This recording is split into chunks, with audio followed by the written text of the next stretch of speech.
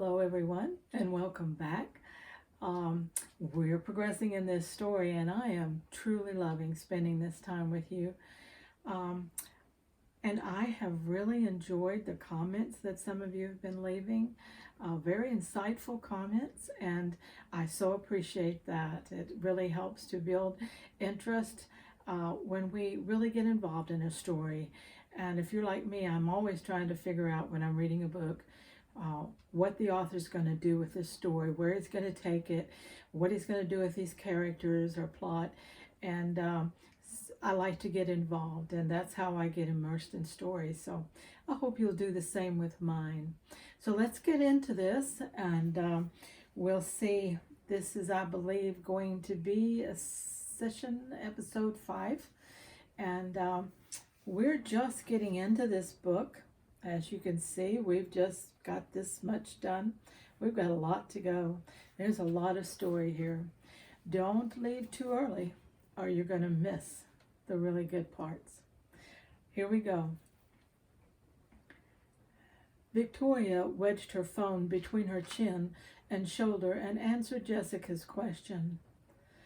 I still have several small things to tie up before the ball on Saturday. If Mrs. Worthington gets the completed volunteer list to me by Thursday, I think my major disasters can be avoided. She switched her phone to her left hand and applied the last touch to her makeup using her free hand.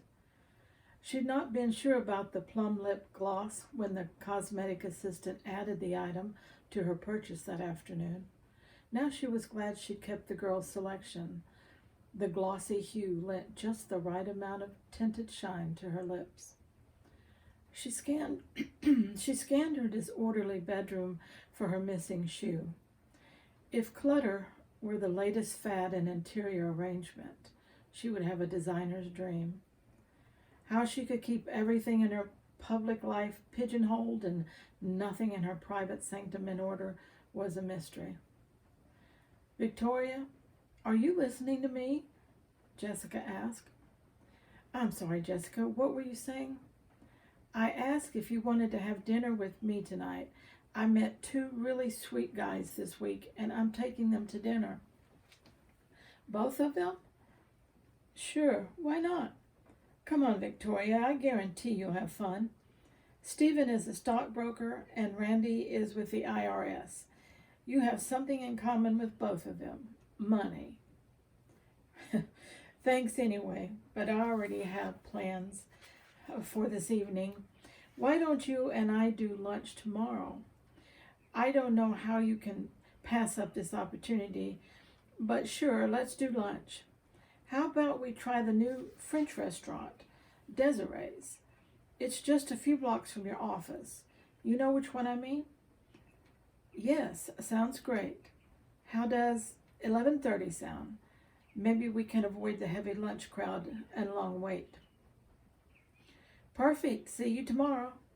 Wait, don't hang up. I wanted to ask you about my costume. It hasn't arrived from Madame Soldar's yet. Did you give them a specific delivery time?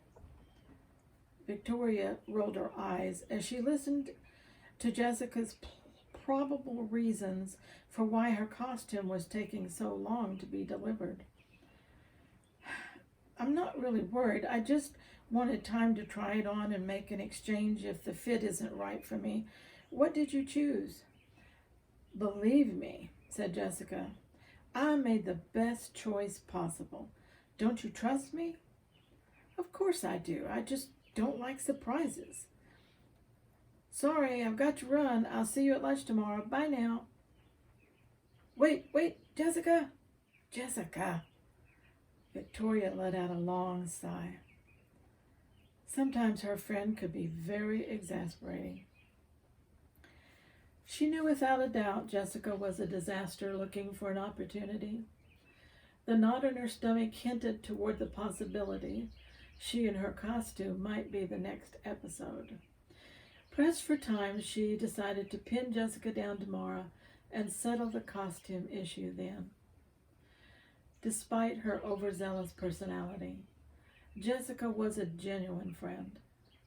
Until meeting the children, her friendship was the only personal attachment Victoria had allowed herself. She knew they made an odd pairing, a Wall Street financial executive and one of New York City's firefighters. Somehow, though, they seemed to fit. How they met was a typical result of what she tolerantly termed a Jessica maneuver.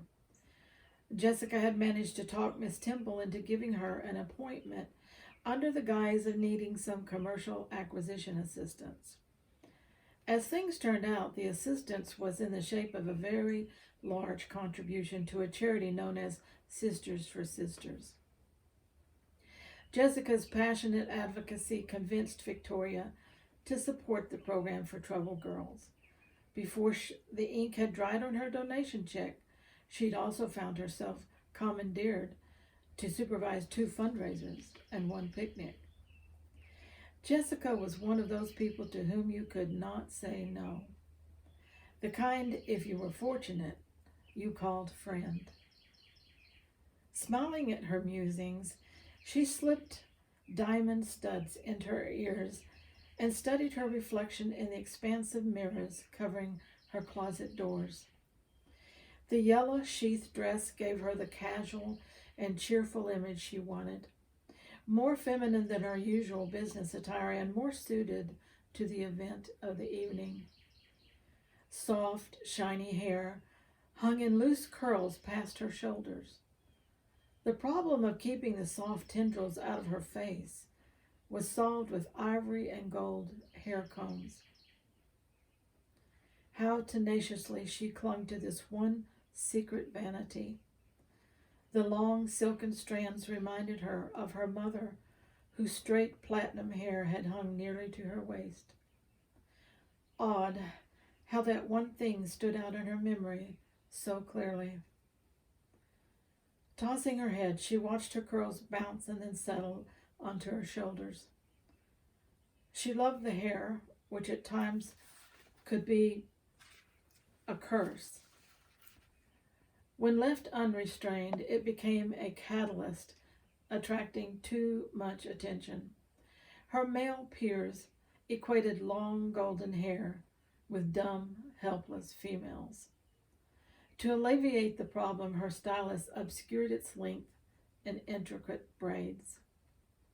Tonight was different, special. She chose the unfettered style because of Aaron. He loved to wrap the curls around his fingers. She would not disappoint him. Draping her creamy chenille shawl over her arm, she stepped out of her apartment. The click of her key in the door lock synchronized with the sound of the arriving elevator. Victoria! Startled by the voice behind her, she jumped and spiraled. Father, you scared me. What are you doing here? You look absolutely angelic and so much like your mother. I have not seen your hair this way for years. You should leave it loose more often. Don't be ridiculous, Father. I would never get any work done with hair constantly in my face. What prompted this visit? You never come over unannounced. Even though he took the time to scrutinize her, as a painter might study a subject, mesmerizing every shadow, angle, and texture, his taut lips and furrowed brow forecasted some pressing urgency. Appearing to be lost in his own private thoughts, he didn't answer her at once. His eyes clouded with an emotion Victoria couldn't interpret, and his shoulders slumped downward.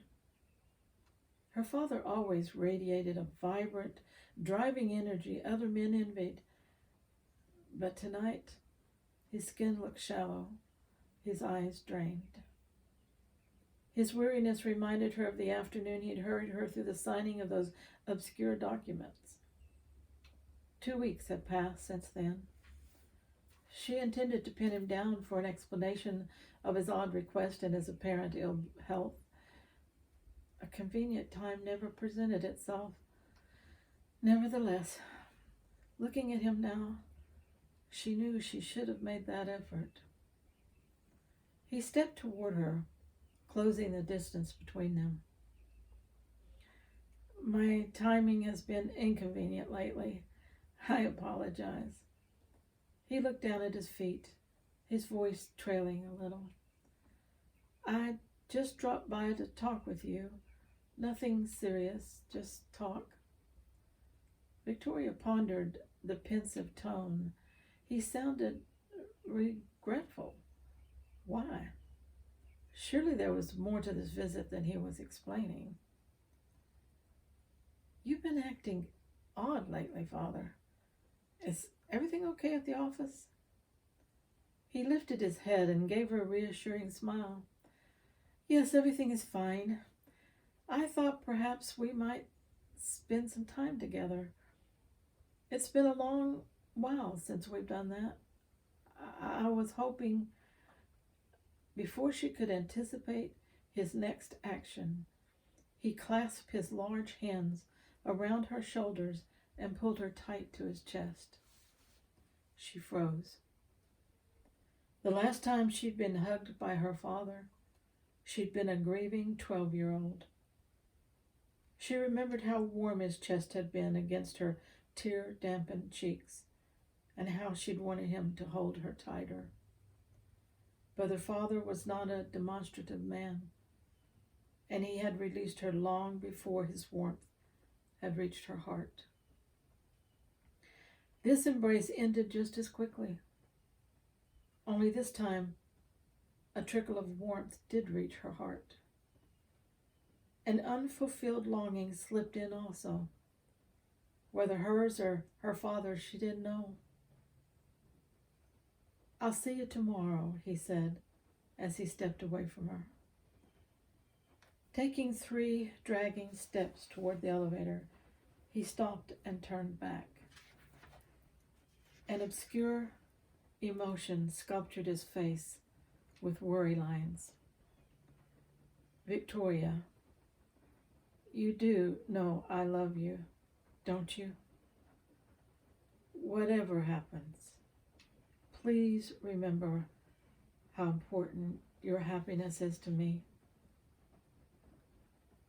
This time he didn't turn back, but stepped into the elevator and dropped out of sight as suddenly as he had appeared. She shook with icy shivers as if she'd just sunk into the wet 40-degree cold plunge at her health club. Shock held her in place. Gripped, she watched the descending numbers light up over the elevator. Every aspect of her life was careening into maniacal twist designed to drive her crazy. What was she supposed to do with a father who suddenly seemed vulnerable and unsure of himself? Nothing was making sense anymore. There was not enough time to go after him. The children were waiting for her. Tomorrow she'd get to the bottom of this. She gathered the fractured pieces of her composure and made her way out of the building, walking toward the company limousine and the waiting chauffeur. Good evening, Thomas. Good evening, Miss Ballard. The flowers you requested are on the back seat, and may I say you are looking very lovely this evening. Thank you. She slipped through the door Thomas held open for her and slid into place across the gray leather seat. 2 large bouquets of pink and yellow roses filled the interior with a welcoming fragrance, soothing her confused emotions and redirecting her thoughts. She was glad she decided to use the limousine, the Princess car. Tally's name for the sleek white limousine would add to the night's ambiance and the children's enjoyment. With 5 minutes to spare, she hurried through the archway into Applewood's courtyard. Aaron saw her first and charged toward her. With chipmunk cheeks, twinkling black eyes, and soft baby brown hair, He was everything a 2-year-old boy should be. Those endearing features camouflaged his mischievous personality. The latter was evident in the gleeful sparkle in his eyes. From experience, she knew he intended to launch himself toward her at a full run. She braced her feet on the solid path and caught him just before he collided with her. Swinging him around, she laughed as he pleaded, "Again, again." She assured him they would play again later and set him on his feet. His sister Emily hugged him from behind. She was 9 years older than Aaron, and thankfully, child welfare had not separated them. Aaron was a perfect candidate for adoption. Emily, however, was another matter. The accident claiming the lives of their parents had left Aaron, a 2-month-old baby, unharmed. Though Emily had not sustained serious physical injuries, she still carried scars. Since the accident, she'd not spoken one word aloud. The experts concluded the muteness was psychological in nature, their consensus being with a little time, the problem would take care of itself. 2 years had passed since then. Wanting Emily to chatter and giggle as other girls her age, Victoria searched for something the little girl could get excited over. By chance, a few months earlier, she found the very thing she'd been searching for. She'd been looking for Aaron and found both him and his sister alone on the large portico of Applewood's south wing. Aaron was sitting in a large urn planter not yet filled with planting soil or flowers.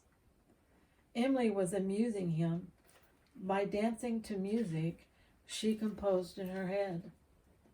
She choreographed as she went, and her natural talent was obvious.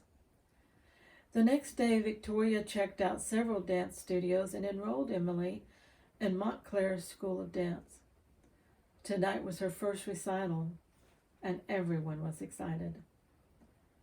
2 little hands tugged on her dress, and she reached down and picked Aaron up, settling him on her hip. A wet, smushy sensation on her cheek was his version of a kiss, Agnes' signal for her undivided attention. She swung her head so her hair fell in cascades over his face. He giggled and pleaded for more. Breeze and Tally hurried through the courtyard toward her. "Are we going to be late, Victoria?" Breeze asked, nudging Tally, who had stopped to pick up a rose. Tally lingered long enough to secure a small red bud, which she presented to Victoria with a grand bow. "Did you bring the princess car?" Victoria hugged them both and answered their questions. They looked pretty in their lavender dresses. Tally didn't like dresses because of her braces, but she looked very pleased with the ankle-length skirt Victoria selected for her. The girls twirled in unison so Victoria could admire them. "You are the most beautiful princesses in the whole world." "We can't be princesses, 'cause we don't live in a castle." Tally paused, her furrowed brow indicating her contemplation of the requirements of princesshood. "And we don't have a prince and a magic wand." "You're my princesses," Victoria assured her. "What about Aaron and Emily?" "They're my little prince and princess as well. Now hurry, we don't want to be late for our very special night." Tally's eyes grew large with anticipation. Breeze leaned over and whispered to Victoria, "I wish we could always be together like this." Victoria wrapped an arm around her little caregiver's shoulders and whispered in her ear, "I have a surprise for you later." Breeze's lips didn't curve into a smile, but one lurked in her glistening eyes. Because of its rarity, the mere hint of a smile sparked goosebumps along Victoria's arms. Tonight was going to be a turning point in all their lives. 20 minutes later, everyone was helping Emily with her makeup. Everyone except Aaron. He was more interested in eating the shiny stick of cherry-flavored lip gloss. After a million hugs of encouragement, they left Emily behind stage with her troupe of dancers. Victoria, using her best commando tactics, managed to find 3 seats near the front of the auditorium. The large hall buzzed with the chatter of nervous parents, adoring grandparents, and supporting friends. The curtain rose, and a group of 3-year-olds, dressed as buttercups, grabbed Aaron's attention. He followed the movements of their tiny, uncoordinated feet as each one shuffled through a tap routine. Victoria glanced around at her surroundings. This was certainly unknown territory for her. Was she insane? The thought ricocheted around her head for a moment as she watched the buttercups blow kisses to the audience as they left the stage. Did she really belong here?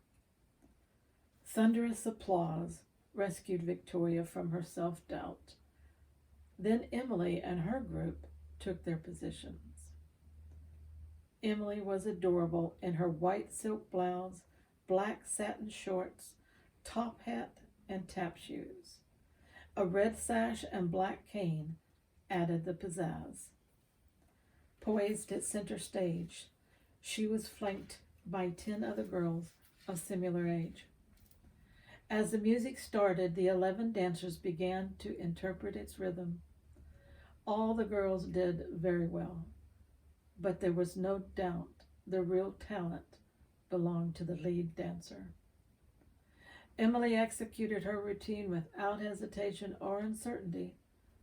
An ability far beyond her age energized the performance. When the dance ended, silence held the audience captive. Then as one soul, they broke into deafening applause. Victoria had never experienced as much pride and accomplishment as she did now in this child's joy. The elation was contagious. Breeze clapped jubilantly, Tally cheered, and Aaron jumped up and down. Negotiating the crowd to rendezvous with Emily outside took minutes. As usual, everyone seemed to prefer conversing in the doorways and blocking the exits.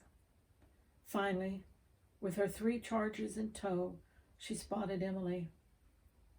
3 other dancers and their parents surrounded the starlet, hugging and congratulating her. Aaron began shouting his version of her name, Mimi, Mimi. Emily waved goodbye to her friends and detached herself from the group. As she made her way toward them, her bottom lip began to quiver, and her long, mascara-darkened lashes fluttered in confusion.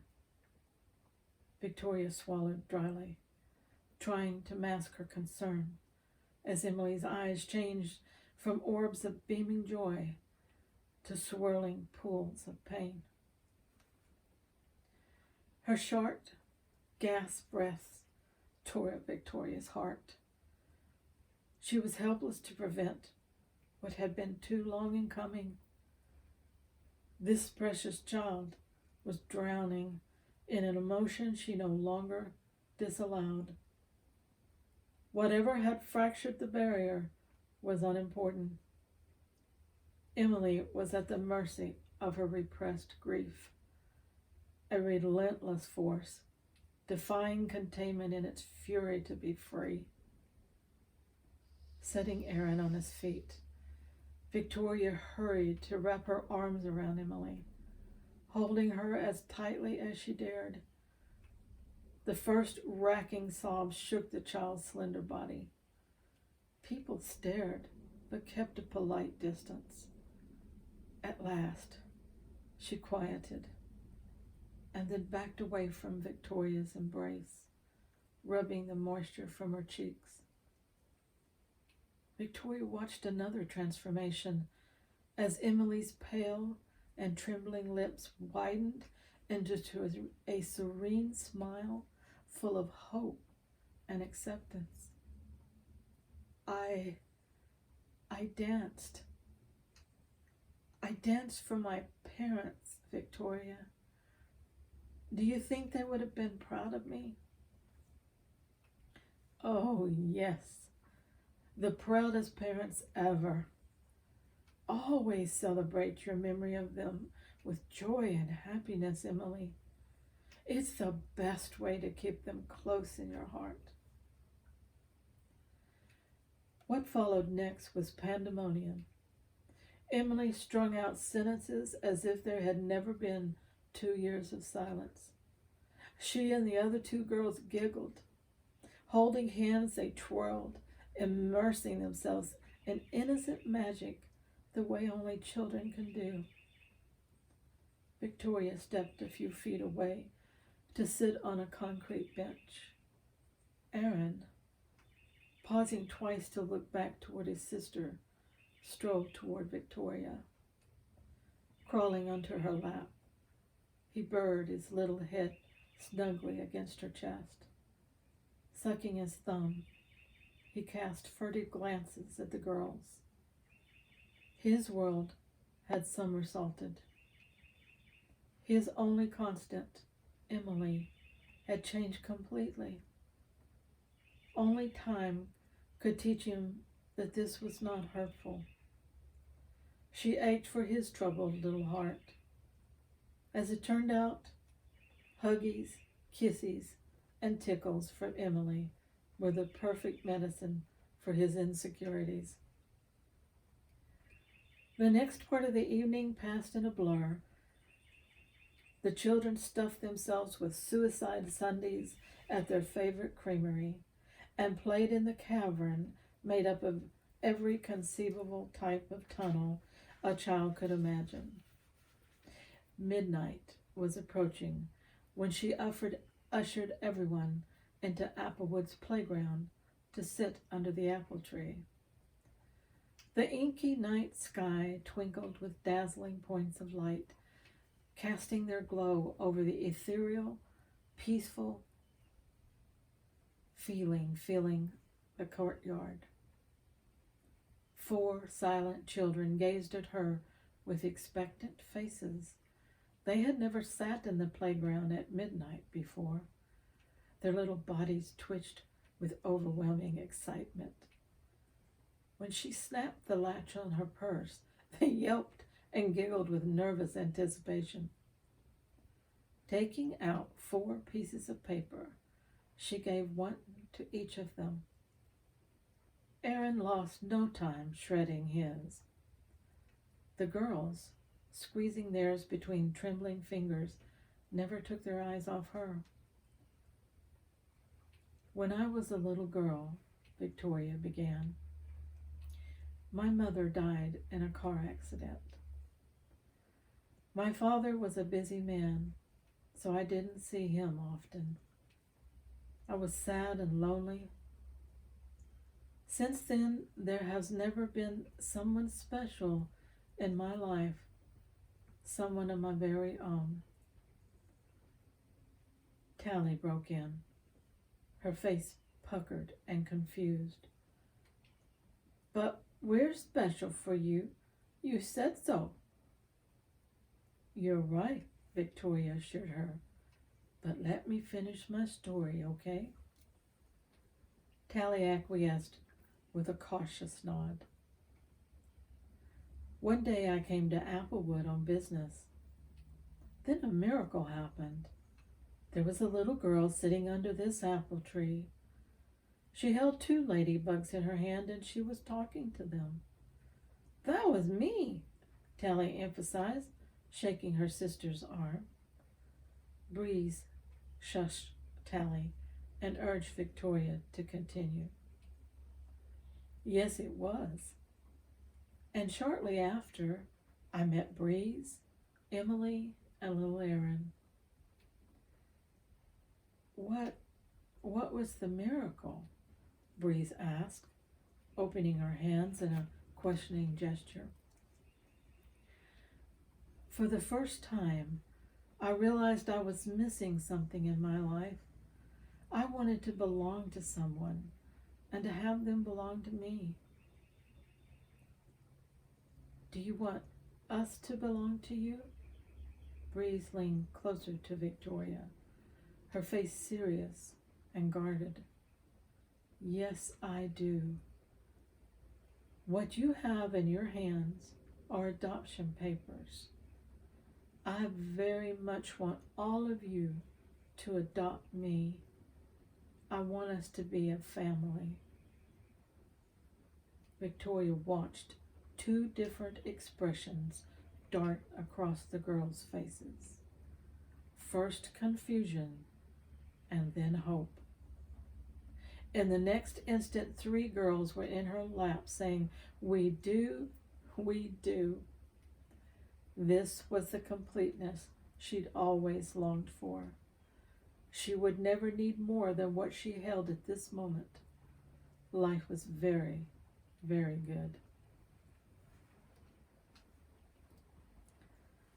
Rashid waited for Khalifar in the stable yard of the Sam Palace. What started as a troublesome day was deteriorating into an interminably lengthy one as well. Observing the exercising activity was pacifying for a while, but if Khalifar did not appear soon, he would have him leave him behind. He glanced toward where 2 of his mares were being groomed. Their tails, having already been trimmed, were now braided with black leather strips, ornamented with gold studs. Recently sold to a trusted buyer from England, they were being prepared for delivery. He lifted his propped foot from the hitching stone and walked a few feet to stand in the shade of a palm grouping. The dry, powdery sand stirred and covered his boots. Sweat trickled down the back of his neck. The intense afternoon sun could bake a man if he tarried too long in its company. It was almost as dangerous as the fiery anticipation melting holes in his patience these past 3 weeks. In his opinion, there are only 2 ways to relieve a man of the strain knotting his muscles and driving his passion. No man of honor would indulge in the first on the day before his wedding. The second was long hours on the back of a horse. He wondered what was keeping Khalifar. They were supposed to have had lunch together and then leave for the oasis of the moon, a plan delayed due to the unexpected arrival of representatives from Ramin. Like many other Middle Eastern countries, Ramin was dealing with a pending water crisis. Ahalaman was unique among its neighbors, being blessed with 4 large lakes in its higher elevations and deep water tables. He would have to find a way to help his brother nation without damaging his own resources. Water was ultimately going to be a major catalyst for change in his part of the world. The precious commodity could turn out to be more valuable than oil. Not that he intended to sell it, no. The question was how to protect Ahalaman's resources for his people. As men had used gold, sugar, slaves, and oil over the ages, there would always be those who sought and those who would supply at any cost. Kicking the dust at his feet, he tightened his fingers around the coiled whip in his hand. He despised waiting. Khalifar would just have to catch up later. He signaled to one of the stablemen and gave him orders to have his stallion brought out. 5 minutes later, another stableman attempted to bring the horse into the mounting area. Ali, high-spirited and in need of exercise, sidestepped and then reared, pawing at the air with his hooves. The young handler yanked hard on Ali's lead. The stallion jerked his head high and unbalanced the man, who landed in a heap on the ground. Rashid could not believe what his eyes witnessed next. The brainless man kicked Rashid's horse, and used the loose end of their lead as a whip across Ali's head. Rashid sneered. A low, feral growl crawled from his gut to escape across his hard lips. The man was a fool. Loosening his grip on the whip, he let it uncoil and drop to the sand. He gave no warning as black leather streaked toward the offender. The whip coiled around the stableman's wrist, and Rashid yanked, sending the man sprawling face down in the dirt for the second time. Get away from my horse, barked Rashid. The young man scuttled backward and then lurched to his feet.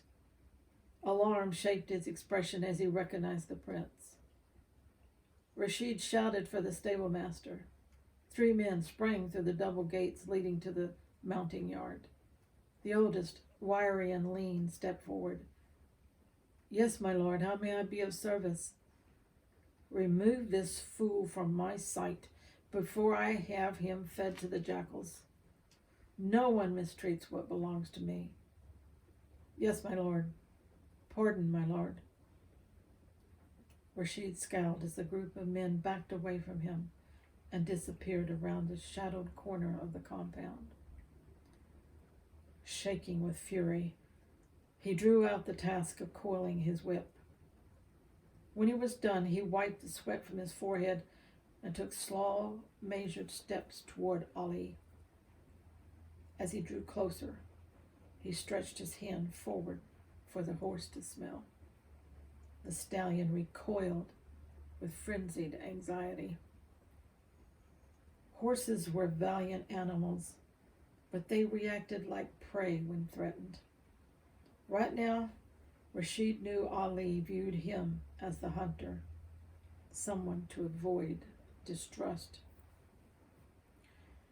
Turning slowly, he walked to the far side of the open area and stood with his back to the stallion. A dangerous position if Ali decided to take out his agitation on him. Nevertheless, he would not harm his horse further by adding to his fear. He knew Ali needed to regain control on his terms. Figuring this was going to take a little time, he sat on the ground and crossed his legs. Hunching over, he drew his robe completely around his body to protect his skin from the sun's scorching rays. A half hour later, a bump on his shoulder and Ali's hot breath on his neck made the wait worthwhile. Rashid reached to the side and picked up the horse's lead where it dangled on the sand. Easing to his feet, he faced Ali and once again offered his hand for the horse to smell. Ali accepted the gesture and soon Rashid's touch. Are you having a problem, my lord? Asked Khalifar. You are late, growled Rashid. Since when does a summons take 2 hours to answer? A pleasant day to you also, my prince, replied Khalifar with more humor than deference. I was delayed because I was in the middle of obeying another of your royal commands. I regret I cannot be in 2 places at once. Rashid glared at Khalifar, who was not as intimidated as he should be. Then, contemplating his next words, he let a mocking grin transform his expression.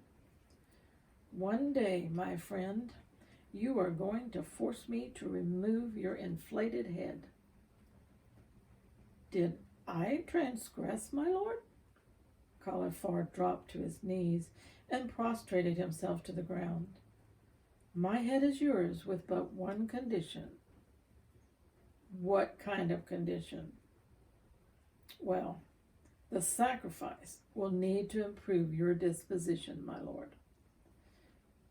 Rashid threw back his head and roared in laughter, nudging Khalifar with his boot at the same time. Get up, you fool, and let's ride. Desert breezes swirled around the two riders as they slowed their pace and rode in mutual silence. Seldom did they have the gratification of a few hours away from the burdens of rank and privilege. Excuse me. As the sun sank lower on the horizon, and the tattered clouds slipped unnoticed across the yellow and mauve sky, they came to the crest of the hill overlooking the oasis of the moon. The tranquil water of the moon pool adorned the desert landscape like a dark emerald, and the sand reflected the colors of the evening light like faceted diamonds. A profusion of palms tilted slightly over the pool's edges, and pink oleanders skirted its banks. The two servants sent ahead had erected a tent at the north end of the oasis. By the aroma wafting on the breeze, lamb was roasting over the campfire. "You look hungry," Rashid said with teasing humor. "Since you are the cause, perhaps you would take pity and feed me?" "How am I the cause?" Rashid asked in an injured tone. "Did you not tell me to join you for lunch in your quarters?" Rashid nodded and grinned. "You're right. I do owe you a meal. We'll race. Whoever wins gets served first." Two powerful steeds lunged forward. In a bold move, Khalifar turned his stallion to the left and cut in front of Ali, forcing Rashid to pull up. Rashid returned the favor moments before they reached the campsite, securing himself a win. The night's darkness and the expansive star-studded heavens wrapped their world in privacy as they reclined on cushions and finished their meal. "It is good to have your companionship tonight," said Rashid. "Too long a time has passed since we have ventured into the desert together." "You have something on your mind you wish to speak of?" Khalifar shifted his body into a seated position. "As you know, I leave for New York tomorrow. I do not know how the arrangements will proceed, but I would like you to be present for this marriage." "I am honored, and I accept. You know I wish you much happiness in this union."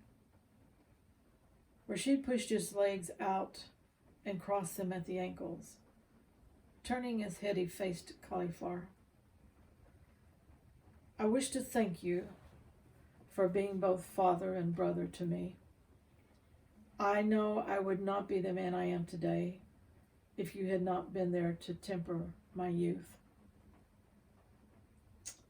It was a great tragedy to lose both your father and brother when you were but 15. However, the man you are today has nothing to do with me. You are the man you willed yourself to be. With the strength of this ancient land in your soul and the heart of its people in your blood, you have become a leader capable of taking them into a new, modern world. A world a Holloman must be a part of to survive in these times." Khalifar grinned as he added, "You will marry this woman, and she will give you strong sons. When we are both but a memory in the shifting sands, they will continue to secure a Holloman an honorable place among the nations. And for this American bride you have chosen, I have no doubt you will charm her into doing your every bidding." "Let us hope you are a true prophet, Khalifar," Rashid laughed. "Whoa, it's getting close to time for a wedding. How about that? And don't you adore these children? They are so precious. They have lost so much in their lives, and they have known so much hurt. What a pairing, these four orphans and Victoria. They mean to life to her, and she means life to them. What's going to happen? It would be tragedy for them to part, wouldn't it? Or you're going to have to stick around. We're going to have to see what plays out. Until next time, please stay romanticized.